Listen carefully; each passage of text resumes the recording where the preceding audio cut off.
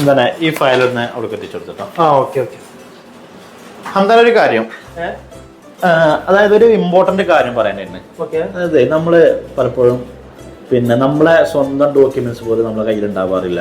നമ്മൾ ശ്രദ്ധിക്കണം, നമ്മളെ ഡോക്യുമെന്റ്സുകൾ എന്ത് ചെയ്യണം, നമ്മളെ കയ്യിൽ എപ്പോഴും ഉണ്ടാവണം.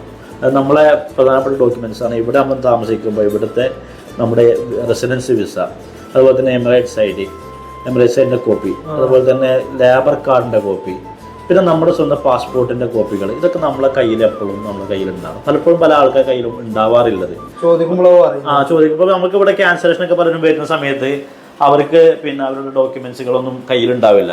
ഈവൻ പാസ്പോർട്ട് കോപ്പി നല്ലൊരു വൃത്തിയിൽ സ്കാൻ ചെയ്തിട്ടോ അല്ലെങ്കിൽ അതിൻ്റെ കോപ്പി ഉണ്ടാവില്ല. അതൊക്കെ നമ്മൾ പ്രത്യേകം ശ്രദ്ധിക്കണം. ലേബർ കാർഡ് നിങ്ങളെ കയ്യിലില്ല എങ്കിൽ നമ്മളൊരു കോൺടാക്ട് ചെയ്തോ, നമ്മൾ എന്ത് ചെയ്യാൻ നിങ്ങൾക്ക് എടുത്തു തരാം. ലേബർ കാർഡ് എന്ത് ചെയ്യാൻ ലേബർ കാർഡ് നിങ്ങളുടെ കയ്യിലില്ല, നിങ്ങൾ PR ചോദിക്കാൻ നിങ്ങൾക്ക് ബുദ്ധിമുട്ടാണ്, അല്ലെങ്കിൽ കമ്പനീൻ്റെ വർക്ക് ചെയ്യുന്ന ആളോട് ചോദിക്കാൻ നിങ്ങൾക്ക് ബുദ്ധിമുട്ടാണ്, നമ്മളായിട്ട് കോൺടാക്ട് ചെയ്തോ, ഞങ്ങൾ എന്ത് ചെയ്യാൻ നിങ്ങൾക്ക് എടുത്തു തരാം.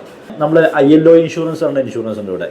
പലപ്പോഴും നമ്മുടെ ചെറിയ മിസ്റ്റേക്ക് കൊണ്ടാണ് വലിയൊരു ഫൈനുകൾ നമുക്ക് എന്ത് ചെയ്യേണ്ടത്, പേ ചെയ്യേണ്ടി വരുന്നത്.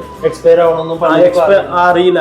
അപ്പൊ നിങ്ങൾക്ക് അതൊക്കെ ഒന്നും അറിയില്ല എങ്കിൽ അതിന് ഫൈൻ ഉണ്ടോ, അത് അടച്ചിട്ടുണ്ടോ, ഇതൊക്കെ നിങ്ങൾക്ക് അറിയില്ല എങ്കിൽ നമ്മളായിട്ട് കോൺടാക്ട് ചെയ്തോളൂ.